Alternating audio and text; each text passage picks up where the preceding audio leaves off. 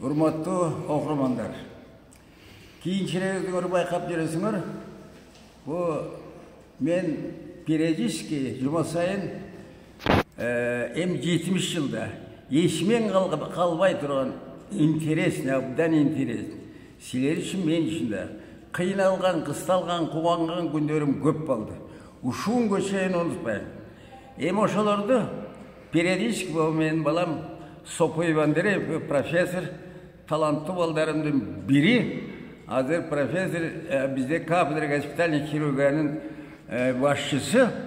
Өсүп өнүп келген жакшы хирургтардын балдарымдын бири. Мына ушул бала периодически бере баштады. Муну бере баштаганын себеби мен эми көптү көрбөдүм. 70 жыл ушунча операция деп айтып жүрбөйүнбү? Ушу кийинки муундарга, айрыкча медицинский врач болом деген студенттерге ушу менин айтып бергендерим барлыгы анча-мынча болсо дагы, мугалим катары, ага катарында анча-мынча болсо дагы жардам болотко, урок болотко, иштегенде жашасында bir пример болуп кете калатко деген ой менен мен ушу Андрей Яковлевичти берип атабыз. Эми бүгүнкү айтайын дегеним. Ординатурага калдым демедимби? 3 жылга. 3 жылга ординатурада эми баягы практически окутат. 3 жылдын ичинде планыбызда бар. Ушунга чейин 3 жылдын ичинде 2 ай bir rayonga бар, хирург жок, районго барып самостоятельно иштеп келүүгө жиберет. Самостоятельно иштеп үйрөнүп келсин деп жиберет да. Ошо кышында январь айы болсо керек, ординатурада жүргөн Мамбет деген менин бүткөн Букамбет, Андросов Николай деген үшөөбүздөн райондорго жиберди. Мен ушу түп районго попадать эттим да. Түп район эми баягы ар бери үйгө барып байка келгенде түптер алып өтчүбүз. Жалпысынан түптү билем, основном жерде 90-100% орустар эмес, каколдор жашачу. Эми алар жашаган окмуш болчу. Ошол жерге Караколго байки канат самолет менен жеткизип таштады. Ал убакта суук деген окмуш эле. Кар ушу мен билгенден белге чейин түшчү. Анан Караколго түшүрүп салды. 4 күн Каракол менен түптүн ортосу bir 25-30 километр жол жок деди. Жол бүтөлгөн, карга көм салды. 4 күнү Караколдо жүрбөдүм. Таныштар анамдар анчам чактан барын түгөндү. 4 күндөн жол ачылды деп, анда пассажирский машина жок, грузовой машина түшүп алып, ошону эсимен калбайт. Аппак эле тоонун ичинде, түнөлдүн ичинде бараткандай болдук да. Эми кардын чоңдугу. Түпкө жеттик, больницада биринчи барышым. Больница эски экен, баягы илгери Царский Россияда салынган больница экен. Баягы Карагайдан аштап, ошондон жасаптыр. Азыркыдай условиясы жок. Туалет, суу, батарея деген жок, барлыгы короодо. Бардым, анда тыртыйып арыкмын, кийимдер анчейин жок. Бүткөнүмө 1,5 эле жыл болгондо. Хирургияны анчейин эле иштегесин билбейм. Мен барсам, Васильев деген главврач экен, мындай келди, солидный, красивый аял экен. Главврач да ошол экен, и хирург да ошол экен. Ал аял төрөп декретке чыгып, ошон үчүн хирург жок, анан менен жиберген экен. Барып жакшы принимать этти, этип сразу bir ставка хирург, жарым ставка детский врач, жарым ставка рентгенолог шайлап. Анан мен айттым, Антония Васильевна барыш керек. Мен хирургияны жакшы билем. Анан бу рентген, детскийди вообще билбейм. Мамбет деди, у нас нет врач. Нет, пустует. Ошон үчүн иштегин, одновременно ошолорду үйрөнөсүң деп койду, бүттү. Анан коросунда bir кичинекей отдельный салынган 2 комнаталык bir эски там бар экен. Ошону алып барып көрсөттү. Санитарка, сестраны алып барып, жууп тазалап дайрылап, ушул жерге жатасың деди. Койка коюп берди, печкасы бар экен. Башка иштеге койка, печка, анан bir темир кружка, bir тарелка, bir кашык. Бүттү. Журкан түшөк берди. Больницаға хирургическое отделение барып, ештеңе жоқ. Оры жоқ, хирург жоқ деп жоқ. Операционный сестра бар екен, жас орыс қыз. Анымен танышып, инструмент барын көрдім, емнесі бар екен. Ешкім келбейді, оры жоқ. Бәле болды, емне қылам деп ерігіп, жан талашы бөле кетеп. Kiteptim barkın oşanda bildim. Kun tünde birinci yardımcı kitap eken oşanda işendimde. 3-4 gün akşam tüvendi. İştegen satırıp büt orustar eken. Hiç kimde tanımayım rayonda. Hem sıraz akça suraş, kökten köp жақсы görünmeye kaldı, kançıp sürayım. Anan ailem getip de tüp boyunca bir ıstala var eken. Hazır köpçülüğün öyle gire verişte. Боранбай деген илгеркибиздин чоң аталар батышап алган ошонун эстелиги турат азыр. Ошол жерде түп боюнча бир столовой бар экен. Ошону таап алып бардым. Барып баягы студенческий кейпиме кайра кирдим. Чай не кылам? Чай. Анан бир кусок нан. Ушуну ичип акырын чыгып кетип жүрдүм. Эртең менен кечинде келип. Anam bufet karmağın bir Kırgız gelin eken Tatnakay. Esimde kalgını çaçı jel okmuş, kaltekte, kalın, kapkara. Esimdeki esimde murdunun bu sol жағында kara meği var eken, krasiv el. Anan 3 gün erteli geç barmış çay, nan içip çıkıp öten. 4-cü günü varsam öyle şu gelin, borç 2 katile alıp geldi. Ona men ayttım ki yok. Men bunday jakas kılgan jagalam kimge alıp geldiniz desem, men sizge alıp geldim dedi. Emne kaydan bildiniz? Men açıkka geldim. Desem, tüptün elim men 5 kılday tanıyım dedi. Siz жаңы kelgen jigit ekeniz, sizni tanımaydı ekem, uşuma karaganda больницага хирург bolup geldi dep oktum. Ona nem üçün çay menен nan içip berip dep taң kalıp, anan hem geçirip koyamız, men berip turayın. Yok dedim, men kursağımı açpayım, jölüne gelip atam dedim. Yok, 4-cü günü gelsem dağı oşanıp kaldı. Anan şunday bunday tikteşe kalsağını, men başından gözü жақсы koram dep жүрбөйм be. Tigi gelin, gözün karan, ökövüzde моментально любовь, sүйüp ayda bala kaldı da, ondan tamaşalap, öyle жақсы болып қалдық. Oşol gelin meni azirem ayta versem baladı, 95 kez çıktım oraya. Oşonu menen любовь. Men maqtanıp koyayım, mende oşol 1-ci günden tartıp iyigilik хирургиядан болды. Хирургия işim жақсы кетті. Екіншіден, men kızlar menen жүрген успех болды. Men maqtanıp koyağım, uşu bir dağı kızdı, men күчкө салып көргөн эмесмин, зордуктап. Наоборот, ушул жагынан менде успех бола баштады. Анан ошо Галия болчу, эми азыр барбы жокпу билбейм, ушундай жакшы көрүп калдым. Анан 5-ci күнү го оорулар жок, эригип эртең менен принимать болом, поликлиникадан анан эле окуйм. Анан bir күнү алып келди, bir чанага салган кол чана, анда карч 3 зыңгыган орус жаш аялдар алып келди, эмне десем, энебиз деди. Бул энебиз ушул үйдөн чуунка кайнап аткан чуун көтөрөм деп жыгылып кетип, ошо ысык суу төшүнөн ылдый, төшүн эмчегим бутум бүт күйгүзүп кеттирди. Эмалар билбейт. А дегенде сразу камыр жаптык. Андайын bir айтты, ай, чийке картошканы талкалап баскылады. Аны жаптык дейт. 3-cü жолунан кийин камыр, анан жаңкы картошка, 3-cü жолу айтты, уйдун ысык богун баскылады. Уй сразу эми мындайды мен көрбөгөн жаным, жок деп укчумун. Мындай хирург алып барып көрсөм, bir jönele eski platama жаңы шешіп корап алып келишиптир. Аны шешсем, birey деген калык. Жабышкан бар турат. анын арты тиги териси ириңдей баштаптыр. Температура кыйнала баштаганда хирург келди ана мага.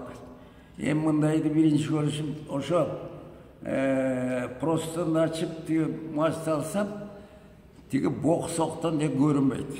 Укмуш. Анан мен аны жууп тазалаш керек. Бир эле кран, анан ысык суу жок. Кранды операцион сестраны чакырып, отунду өзүм жактым. Эми мен жумушка физически көнгөм айылда. Отунду баталеталыклап экөөлөп жагып, титанды тез эле ысыттык. Ваннага толтуруп кемпирди салдык эле. Кемпир бат эле көрүнбөй калды. Бай кирден. Баткак бок-согу менен. Анда перчатка жак. Өз колум менен ошону сыйрып, барын тазалап деп кемпир көрүнбөй калды кирди. Аны агызып, кайра ысытып, экинчи ваннага суук да, ушундай суук. Кемпир калчылдап, өлүп баратат, титиреп. Ошондой эле кичине мейим бар экен, сесир айтты ушо, принеси 150 грамм спирт деди. Чуркап барып алып келди, ал түшүнбөйт. Мен сразу тек крандан 50 грамм ысык суу кошуп туруп, 200 грамм стаканды бабушка, выпейте эти лекарства десем, кемпир тартып жиберди. Анан экинчи ваннага аны дагы жууп атам. Тиги спирт действие ете баштады, анан кемпир ырдай баштабады. Созолону ырдай баштады, ойбой. Арактын пайдасы. Оорусун басат. Менчи. Жа бизге көп эле атылып, сайылып, кыйналып келет. 90% арак выпьешь масы. Ошол спасать этет. Арак бай оорусун басат, көп кыйналбайт. Кемпир ырдап кирбеди. Анан жууп тазалагандан кийин кып-кызыл жара болуп чыкты. Эми больницада аптек. Ажоктун бир дагы дарысы жок. Мазанам деген понятие жок. Анан ошондо айттым, эмне бар десе, рыбы ичет. Алып кел деп, ошондон бир бутылка алып келип, 4 слой марлы ошо рыбы чылап, бүт ошо ранасын барын жаап, анын үстүнө дагы марлы, анан кичине кебезден эметтирип байлап салдык. Байлап анан палатага алып калып жаткыздым. Баягы спирттин действиеси кемпир сразу уйкуга кетти. Уктап калды. Кудайлан сесирге айттым, мына бизде айттым, абдан тяжелый эле. Анан кечинде үйгө келдим, ачкам сразу эле китеп. Атлас хирургия барын Кудай жалап алып алгам. Ошондо ажокту таап окудум. Ажокту. Мен балдарыма айтып жүрбөймүн. Күндүз эмнени көрсөң, ошону түшүнбөсөң, ошо замат ошол китептен таап окусаң, бул 100% пайдасын берет. Анан окусам бир дары жок, аптека район эчтеке жок. Анан шырыбыйды 3 күнү тим байлабай коюш керек. Кечинде саат 10-да ары карап эле жанталашып окуп атсам, бир 3 баягы орус аял кирип келди, кыздары. Мен чочуп кеттим. Что случилось? Кечеки биздин энебиз эле кантип калды. Дейт, вы сами виноваты. Почему так лечите? Так запущено, ушундай жаман кылгансыңар. Тяжелый. Ошон сине карап койсун. А я же что делал? Я круглую сутку кемпирди карап атпайм. Анан, вы давайте приходите туда, завтра узнаете деп кетирип жибердим. Анан карасам эле эшиктин астына бир сумка жатат. Унутуп калган экен, чапанын бутун кие коюп, эшик аппак кар. Машина эчтеке жок. Көчөнүн башы көрүнүп турчу. Ай жарык, чуркадым, бир тавузап кыйкырдым. Вы сумку свои забыл. Это вам деп коюп счетен качты. Опейден. Кайра келип, коюп, эмандайды биринчи көрүшүм. Анан жаттырып, светти өчүрүп туруп карадым. Эмне бар экен? Карасам 30 жумурка. 30 эсимен калбайт. Бир өрдөктүн эти. Анан байылгерки чоң акчалардан 300 сом салып койдум. Опей, корктум. Булар мени сынап келген экен. Болбосо анан бирни ичип алсам, кемпир өлүп калса, булар жалып мени жайлайт экен деп кайра ордуна коюп койдум. Анан эманда бизатки дегенди укканды билбейм. Анан жатып ачкам. Kitapta okuy alбай койдум. İçim тигилерди көрүп içim açкалык курулдай баштады. Анан туруп светти өчүрбөй туруп, кружка барыз, ошогон суу печканын үстүнө коюп, 3 жумуртканы салып туруп, караңыз жеп алдым. Жеп алдым. Эми бирдеме 3 жумуртканы таап берермин. Анан эртеси эсимден кемпир кетпей калды. Эми башынан көнгөнбүз, таң электе чуркап кемпирге жеттим. Түрүп экен өлдү деп. Чуркап кирсем кемпир зыңкыйып жакшы болуп калыптыр. Сынок, спасибо, я хорошо чувствую. Температура түшүп, жакшы болуп калыптыр. Опей деп, эми албай колхоз иштеп, здоровый кемпир экен. Ай раз болуп чыктым. Кудай жалгамынан ошо ачкалыктан кутулуп, жумурткасын өрдөгүн полностью жеп алдым. 300 сомун алып алдым. Анан ошо кемпир ток отол балыкты май менен аяктырдым. Башка эчтеке жок. Ошону мен айтып туруп, айгып кетти. Айгып кетти, разы болуп кетишти. Андан кийин ошол да бир күнү эми колум кычып турат, бир оорулар келсе экен. Саат түнкү 1-лерде тургузду. Оораны алып келди деп. Чуркап келсем, Сарбулактан чана менен алып келиптир. Чүмкөгөн жаш келин. Эми ошо бечараны алар Прижевалска алып барчу экен. Прижевалска алып барса, теперь у вас свой хирург есть, идите обратно деп кууп жиберди. Эми түп менен Прижевалдын ортосу 20-30 суук. Адамдын жанынын бектигин ошондо билдим де. Ошо калып барып кайра алып келип атты. Көрсөм жаш келин экен, куп-куу, сүйлөй элбейт. Тамыр араң эле согулат. Курсагы көпкөн ооруп турат. Анан сездим, давлениеси низкий абды. Түшүнбөйм эмне. Бирок мээмде турат, ичинен бир жеринен кан агып атат го деп. Анан кан агат болот, же таяк жебедин. Сурадым, күйөөң сабаган жок? Жок дейт. Суу чайны жыгылган жок? Жок дейт. Магазинчи болуп иштейт экен. Анан ошо биздеми баягы диагнозун точно билбесек айтчы. Пробный диагностический лаборатория. Açıp durup tababız da. İçini açsam толтыраган. Кайсактан чыгып атырын түшүнгөн жок. Кандын барын тазалап атам. Шаш барын тазалап. Эми ошол кан аккан жерди табыш керек. Ошо барын текшерип карасам, ошо жатып кеткен, я турба деп, ошогон боюнан бүт турба да бүтүп калат да. Жатың эмес турба. А тиги бала өсөзөмат, ичке турба көтөрө албай жарылып кетет. Ошондон страшный кровотечение болот. Ал только хирургия болсо кровотечение өлүп калат. Анан шууп тазалап атканда окончательно чеген баягы плод кичинекей баласы. Ошону таап алдым. Ошондо түшүндүм, бул неме кичинекей турбасын таап тешилген экен, аны сразу байлап токтотуп, эми дары деген жок. Андайда пустой, агып бүткөн. Бизде эми колдон сразу 1-2 литр кан куюп жиберишкен. Азыр эми кровозаменитель көп, анан глюкоза, жидкость, физиологический. Эми район боюнча глюкоза 40%, 5%, физиология ушул үчөөнөн башка эчтеке жок. Анан бай кыйналып барат, подмешанный средство. Кыйналып наркоз дегенди билбейбиз, анда масочный наркоз дейчи. Эфир менен коюп мурдуна маска коюшун тамчылап. Мен кыйкырып атпайм сестраларым. Вы алайте быстро капельницы внутрь беріңіз. Десем барын түн ішінде барын чоғылды. Старшая сестра береден келіп шыбырайт. А что такое капельница? А мы никогда не делали. Вы когда кончите, нам покажите ведь. Стоп. Ойланып қалдым. Ойланып эле. А что такое капельница? Мен де билбейт экем. А бир жерде полтора год жүрүп, ошону билбет. Эми бул өттө ответственный, жооптуу манипуляция.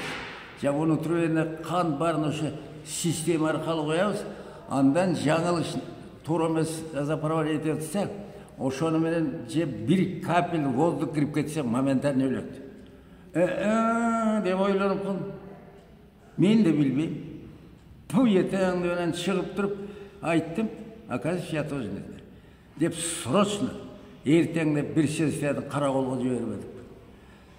Быстрее езді, только научись капельнице. Осы жақтан үйреніп келенен жасай бастады.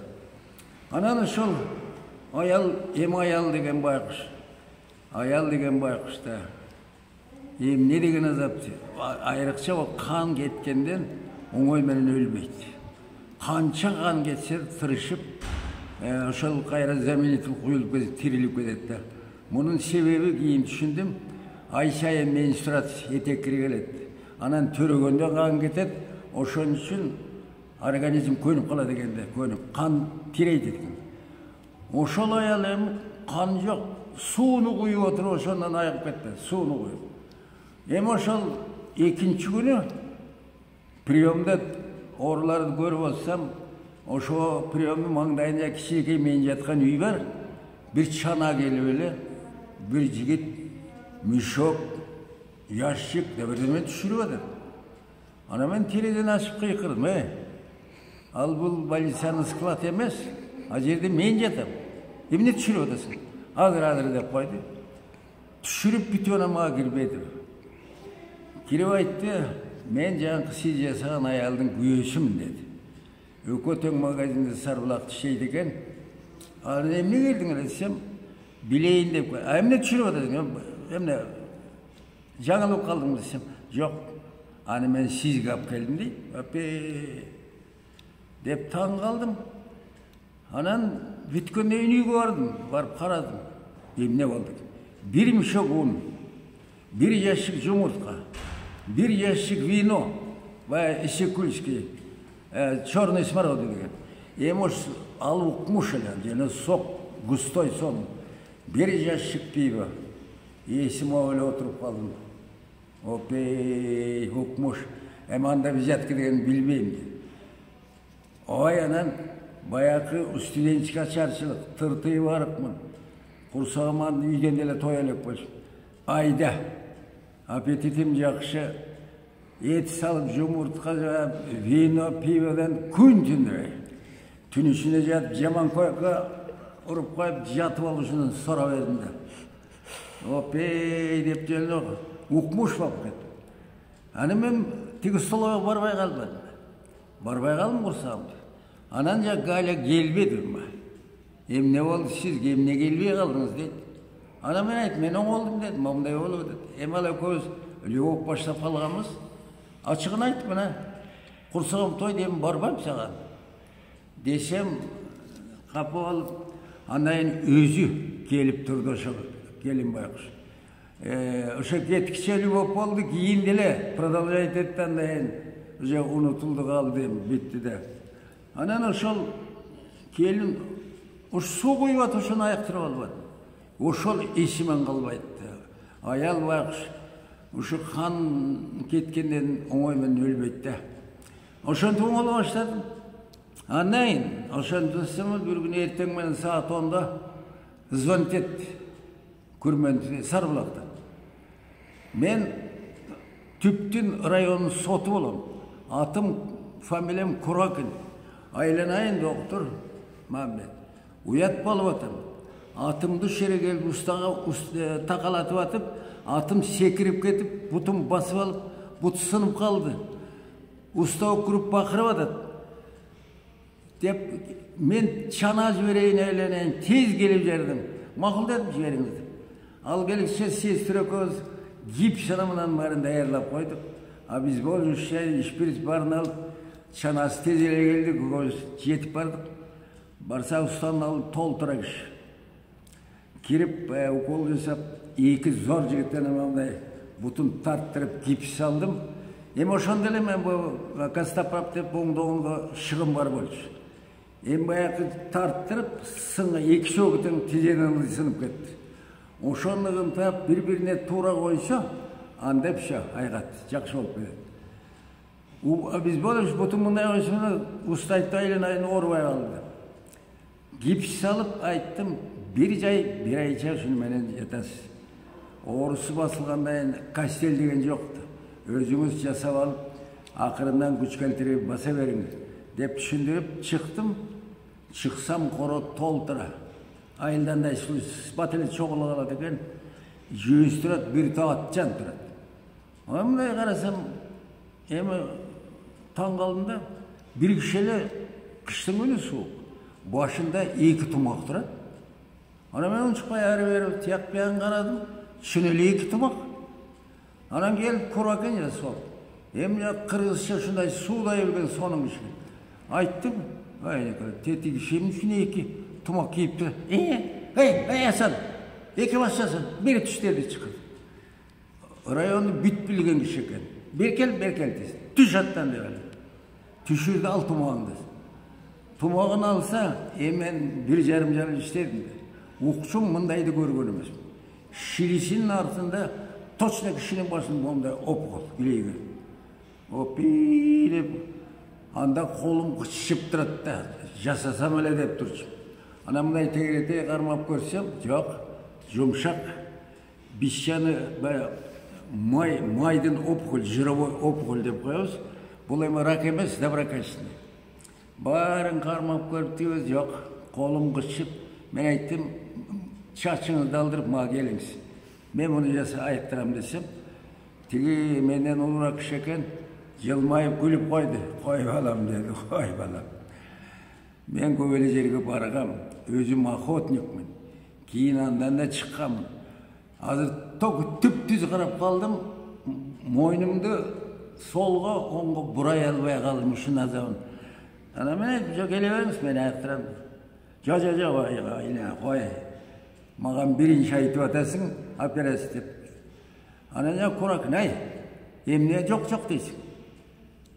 Kış ayıp tüp-tüz qarap жүрüңүz. Hay, bu bala Frunzeden geldi. Özünün bilimine, küçüne işenip durup aytip atadi. Gördün mü? 2 butu, 2 söğüsünde öyle hazır ünü basılıp, ayıp kaldım dep sayrap oturmayın. Var, erten var. Bu kişi işenip aytpay. Dese, göreyim dep ketip kaldı. Bu gelmeydi. Keyin 2 günü kelgen yok. Gelmeye kalan eken dep. Anan 3. günü geldi. Şaşını aldırıp geliptir.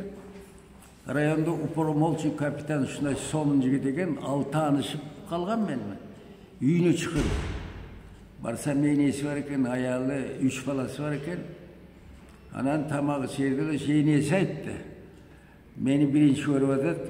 Men balam Balinsen jandan ötüp baratsam, al Hasan debeyt eken, bar ele 2 başta Hasan dese biledi eken de.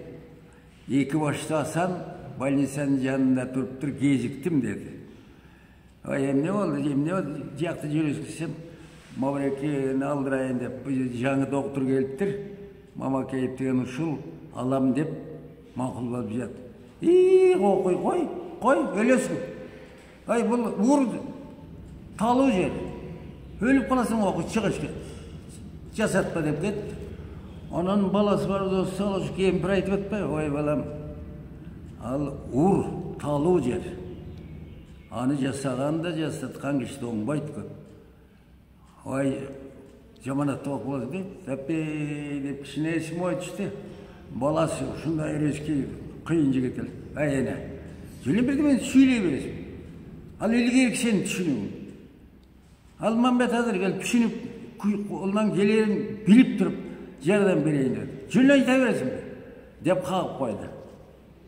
Biroq başımda kaldı şu kempirin sözü. Anan 2 günden jasagam dayarladım. Anda tokup podmestanesi. Tegerete обезболивание жасап, байскалпен тартсам, bu moyundan joğa kan tamır обеспечение 2'si көп da. Bir sasudaga otkan, ısplaş kana beşti. Kempirdin sözü başımda durat, yüreğim çıkıp kaldı. Güleygen hemen mıntip kana bas söylep ketedi. Oşonda ele, bu хирургтар keyin aytып жүрөйүн ben. Смелый бол, решительный бол, korkma ondan. Uşul esime çıkaldı skalpinen tegerete. Bak güleygen olup kaldı, sögünüdü şılıbıp. Platensimin bek basıp sesire köbüzele, başka yardımcı yok. Bek basıp durdu, kan köp ağızbay, çetinen тез эле тигип байлай баштадым. Бирок көп қан кетип атат. Тигип падмей сознаниеме көмкөрөсүнө жатат. Айтты, балам шаркырап эле суга коду. Ал дары, эчтеке болбойт. Көзүңдү ачпай жугуп жаттым. Ошо тез тиктим, эми момундай эле. Ранасы чоң болуп калды. Бирок кровотечение токтоду. Анан байлап, анан тышынан киреликке муздак суу куюп туруп байлап, кроватка алып барып такап туруп жаткызып койдум. 2 саат ушундай былк этпей жаттым. Бирок кан көп кетип калды. Атаң көрөйдү анан. Эми жанкы бу кан жоготкондон аялдар чыдамды.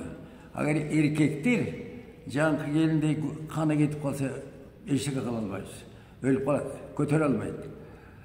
Башым ааырды, деле ана мына куймуш болуп, Кудай жалгап, ошол асан жакшы болуп айыгып кетти.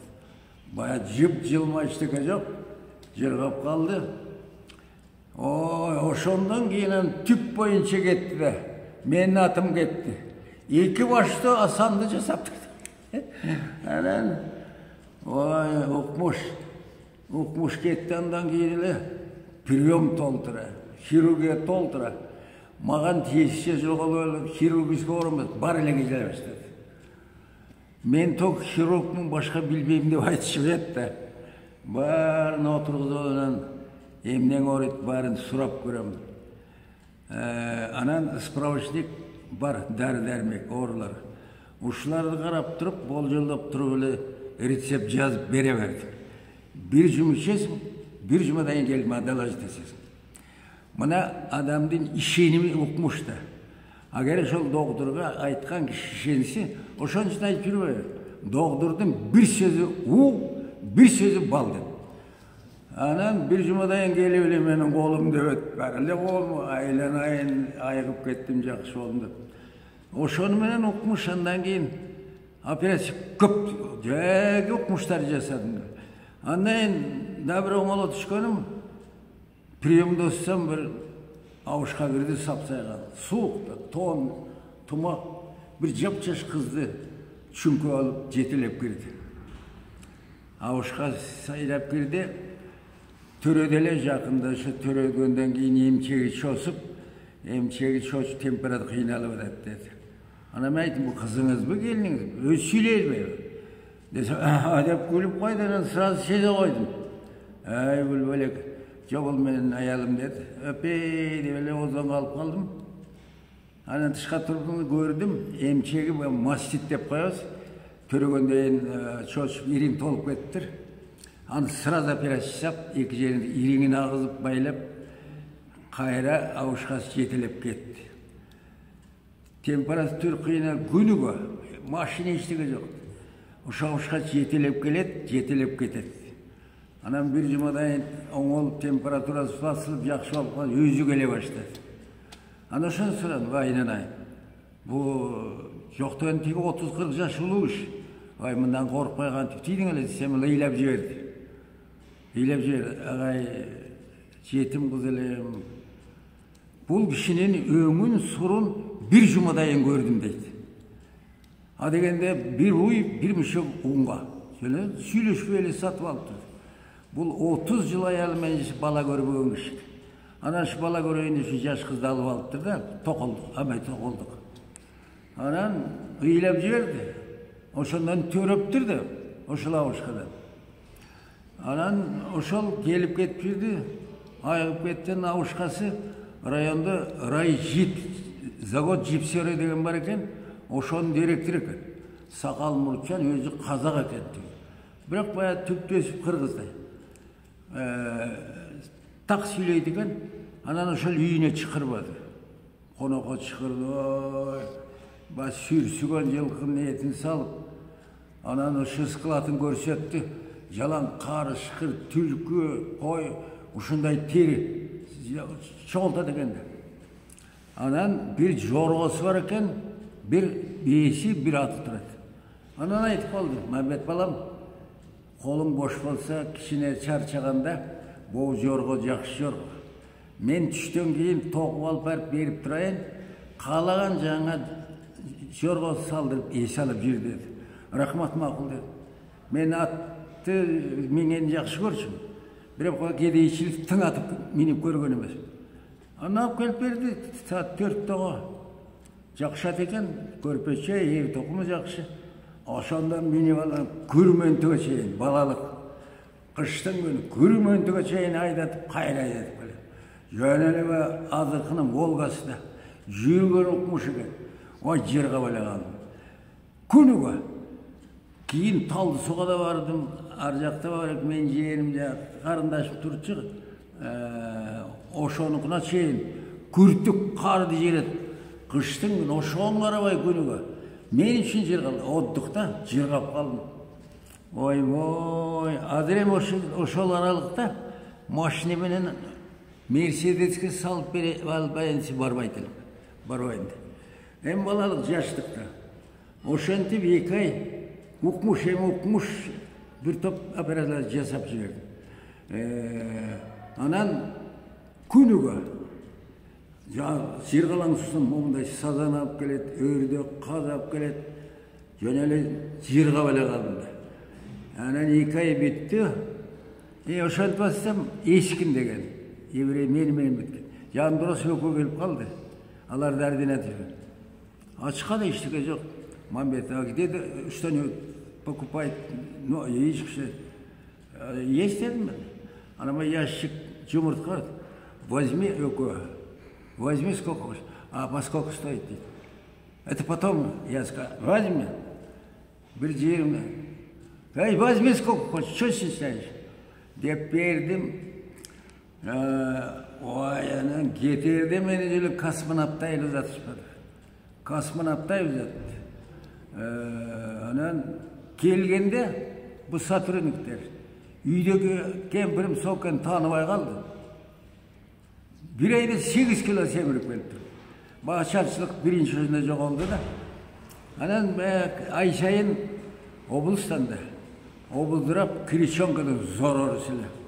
Ошол ай сайын Мединскқа свод көріп тұрады министерство. Қандай іштеп атқанда.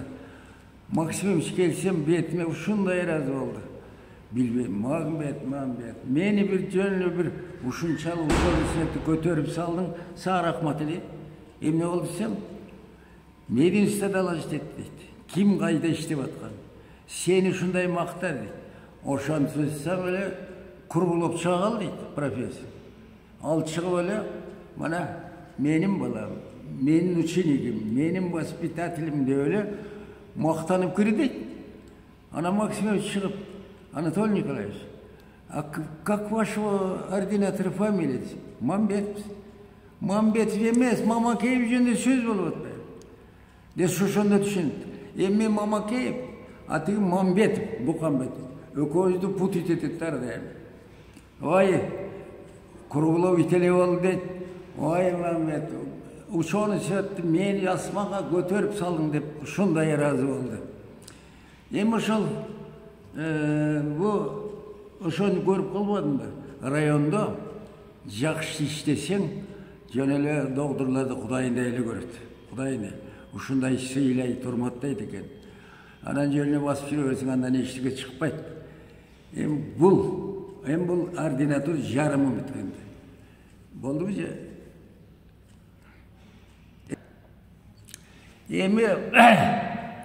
Ошол бұл есімде қалғанын айтып атпайым ба? Жаманшылығын, жақшылығын, мындай әрекет қылсаң, ошон балдарыма айтып жүрбейм ба? Адам жеңбей тұрған ештеңе жоқ. Баяғы президент, азырғы президент, бірінші правительство бүткенде сүйлеген есімде қалды. Бұл абдан умный еңгіш екен де.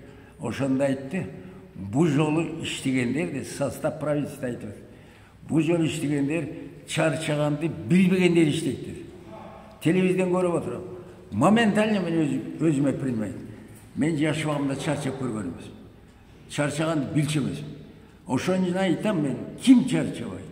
Ким өзінің кесібін сүйсе, ошоны 90% хотя теоретически практически білсе, ал адам чарчабайды.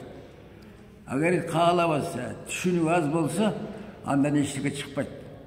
Қарайлап ушу уктап коюп жүрө берет сандан. Ошон үчүн мен эмнени айтып атам? Мен только кийинки менин балдарыма, азыркы мединститутта окуган балдарыма эми лекция сайын айтам го муну.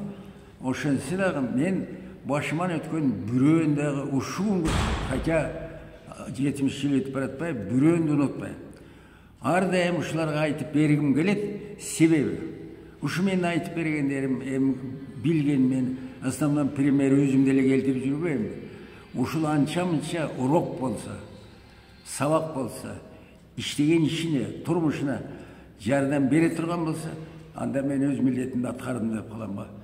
Ошон үчүн бая ординатура бүтүп, район кетип аткан балдар ар дайым айтам. Баштан өткөндөй барганда бир жылча акырын басып жүр. Жакшы сүйлөп жүр. Ооруларды көрүп, току колуңан келгенди, 5 колдо ишенсең ошондо жаса. Ошо барганда сени эл тааныбайт. Кокус бирөөнү өлтүрүп алсаң, эртеси эле кет дейм. Экинчи момент ал район билет. Ошондон тартып саган бирдей киши кайрылбайт. Сак болушундан деп ар дайым айтам. Ар дайым айтам. Эми бул опыт бар, жаман жакшыны көргөн киши. Мен айтып отурам, ушун баарын ушу кийинки муундарга, кийинки менин балдарыма айтып, эскертип, үйрөтүп кетип аракет кылып жүрөм мен. Ошон үчүн мына Андрей менин балам бул дагы бизал жумасына бир жолу интерн аркылуу силерге берип атат. Агер силерге жакса мени мындай башыман өткөндөрдү айтып атсам, мен 1 жыл керек. Ошончо китеп жазбадым. Мезгил же инсан, мунун баары бар. Ошол жагып калып, ошол 1 жыл газетке бүт печат дейт. 1 жыл радиодон бүт ушунун баарын чыгарды. Себеби көпчүлүккө жагып, мен айткандарым, жасаган иштерим жагып калыптыр. Жагып калыптыр. Ошон үчүн аман бололу. Эми 95 деген оңой эмес. Азыр менин ой тилегим, пандемия бүтүп калды, аны да баштан өткөздүк. Азыр менин оюм тирүү болгондой эмес. Илгери үмүт менен жашайт экен. Жакшылыгы. Эми мен октябрда 95 ошону манасын өткөзүп алсам, ошону ойлонуп калдым. Мына адамдан илгери үмүт деген айрылбайт экен. Илгери үмүт, жакшылык ушуну менен жашайт экен.